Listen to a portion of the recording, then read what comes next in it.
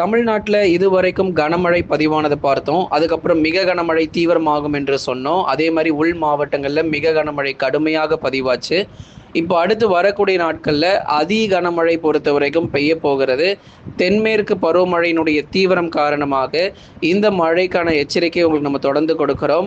அடுத்து வரும் நாட்களில் மேற்கு தொடர்ச்சி மலையொட்டிய மாவட்டங்கள் மட்டுமல்லாமல் இன்னும் பல்வேறு பகுதிகளில் பரவலாக கனமழை பொறுத்த வரைக்கும் தொடர்ந்து அதிகரிக்க போகிறது.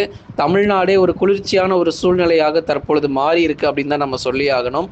பகல்ல ஒரு சில மாவட்டங்களில் லேசான வெயில் காணப்பட்டாலும் இரவு நேரங்கள் மாலை நேரங்களில் பெய்யக்கூடிய அந்த தொடர் மழையின் காரணமாக தமிழ்நாடே தற்பொழுது குளிர்ச்சியாக காணப்பட்டு வருகிறது.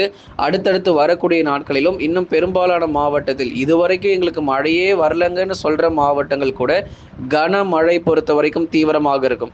அதாவது அதி கனமழை எங்கெல்லாம் இப்போ இனி வரும் நாட்களில் பதிவாகுங்கிறதையும் நம்ம சொல்கிறோம். நீங்கள் நண்பர்களே மறக்காமல் ஒரு லைக் பண்ணுங்கள். யாரெல்லாம் இன்னும் சப்ஸ்கிரைப் பட்டனை கிளிக் பண்ணாமல் இருக்கீங்களோ எல்லாருமே மறக்காமல் நீங்கள் சப்ஸ்கிரைப் பட்டன் கிளிக் பண்ணி தாங்க ஆகணும். ஏன்னா மழை பொழிவு எந்த தேதியில் வருங்கிறது அப்போ தான் உங்களால் தெரிஞ்சிக்க முடியும். தொடர்ந்து ஒவ்வொரு நாளும் காலை நேரங்களில் வானிலை அறிக்கை பொறுத்த வரைக்கும் அறிவிக்கப்பட்டு வருகிறது. ஒவ்வொரு நாளுமே இந்த மழையினுடைய தீவிரம் குறித்து நம்ம பேசிக்கொண்டே தான் இருக்கிறோம். தொடர்ந்து சப்ஸ்கிரைப் பண்ணி சப்போர்ட் பண்ணுங்கள். கடந்த சில நாட்களாக கோடை வெயிலுடைய தாக்கம் பொறுத்தவரை பல்வேறு மாவட்டங்களில் சுட்டெரித்து வந்த நிலையில் தற்பொழுது தமிழ்நாடு மிகவும் ஊட்டி போல காட்சி அளிக்கிறது.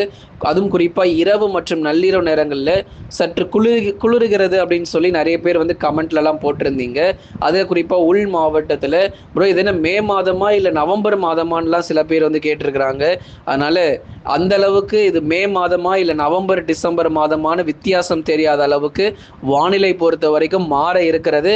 தொடர்ந்து தயாராக இருங்க. கன முதல் மிக கனமழை பொறுத்த வரைக்கும் மிக தீவிரமாக பல்வேறு மாவட்டங்களில் பதிவாக தொடங்கிறோம். கடந்த சில நாட்களுக்கு முன்பதாகவே தொடர்ந்து இந்த மழையினுடைய தீவிரமும் அதிகரிச்சிருக்கிறது. இனி வரக்கூடிய மே இறுதி வரைக்கும் இந்த மழை பொழிவு தொடர்ந்து நீடிக்கும். அதனால் அடுத்து வரக்கூடிய மே இறுதி வரைக்கும் 31ஆம் தேதி வரைக்கும் தொடர்ந்து மழை இருக்கும். ஜூன் முதல் வாரத்திலும் மழை தொடர போகிறது.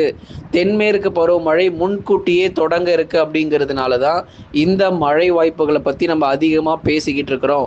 அதனால் அடுத்து வரக்கூடிய மே இறுதி வரைக்கும் தமிழகத்தில் தொடர்ந்து மிக கனமழைங்கிறது நிறைய இடத்துல வந்து கொண்டே தான் இருக்க போகிறது. அதாவது அதிக நேரம் எடுத்துக்காம கொஞ்ச நேரம் தான் நமக்கு மழை பெய்யும். கடைசியில் பார்த்தா 12 சென்டிமீட்டர் 13 சென்டிமீட்டர்னு பதிவாகிட்டு போயிருங்க. அதுதான் குறுகிய நேரத்தில் அதிக மழை பொழிவு பொறுத்தவரை அடுத்து வரும் நாட்களில் தமிழ்நாட்டில் எதிர்பார்க்க முடியும். மிகவும் கவனமாக உஷாராக எச்சரிக்கையாக இருக்க வேண்டிய மாவட்டத்தினுடைய பட்டியலை பார்க்கலாம். மேற்கு தொடர்ச்சி மலை ஒட்டிய மாவட்டங்கள் கேரளாவில் செம்ம மழை தீவிரமாக இருக்க போதுங்க. கேரள மாநிலங்கள் முழுவதுமாகவே வெள்ளத்தில் தத்தளிக்கும் அப்படிங்கிறதுல எந்த மாற்ற கருத்தும் கிடையாது. இந்த வருஷம் மிக மோசமான ஒரு மழை பொழிவை கேரள மாநிலம் பொறுத்த வரைக்கும் சந்திக்க போகுது. அதனுடைய எதிரொலி மற்றும் தாக்கம் காரணமாக அதாவது மலை பகுதிகள் கேரளாவின் இருக்கக்கூடிய அந்த தமிழக கேரள எல்லையோர பகுதிகளிலும் இந்த மழை பொழிவு அதனுடைய தாக்கம் இருக்கதான் செய்யும். தென்மேற்கு பருவமழை ரொம்ப தீவிரமாக இருக்குங்கிறதுனால அரபிக்கடலில் ஒரு புயல் ஒன்று உருவாகுது.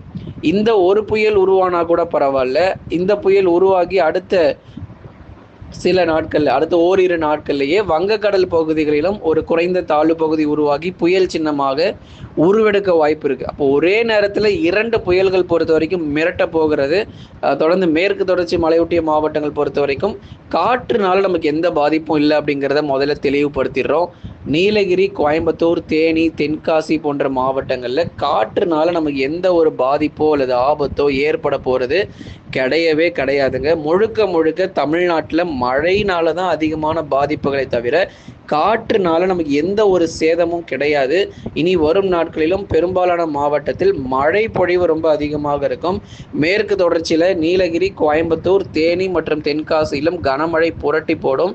கேரள மாநிலங்களில் இந்த பருவமழையினுடைய தீவிரம் காரணமாக மேற்கு தொடர்ச்சி மலையொட்டிய மாவட்டங்கள் முழுவதுமாகவே நமக்கு மழைக்கான வாய்ப்பு இருக்கு. அணைகள், குளங்கள், ஏரிகள்னு எல்லாமே நிரம்பிடும். கோயம்புத்தூர் ஆகட்டும், நீலகிரி ஆகட்டும், தொடர்ந்து தேனி மற்றும் தென்காசியில் இருக்கக்கூடிய எல்லா குளங்கள், ஏரிகள் எல்லாமே கிட்டத்தட்ட இந்த ஜூன் முதல் வாரம் வரதுக்குள்ளேயே நமக்கு வந்து நிரம்புவதற்கான சாதகமான சூழ்நிலை காத்துக்கிட்டு இருக்கு.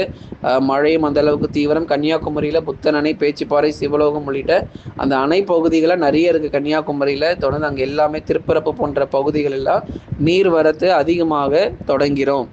அடுத்ததாக வட தமிழக கடலோர மாவட்டங்கள் சென்னை, திருவள்ளூர், காஞ்சிபுரம், செங்கல்பட்டு, விழுப்புரம், கடலூர், புதுச்சேரி மற்றும் காரைக்கால், கள்ளக்குறிச்சி உள்ளிட்ட மாவட்டங்களில் பெரும்பாலான பகுதிகளில் மிதமானதிலிருந்து கனமழை வரைக்கும் கண்டிப்பாக வருங்க. இது ஏற்கனவே நேற்றைக்கும் சில பகுதிகளில் நமக்கு மழை பரவலாக பதிவானுச்சு.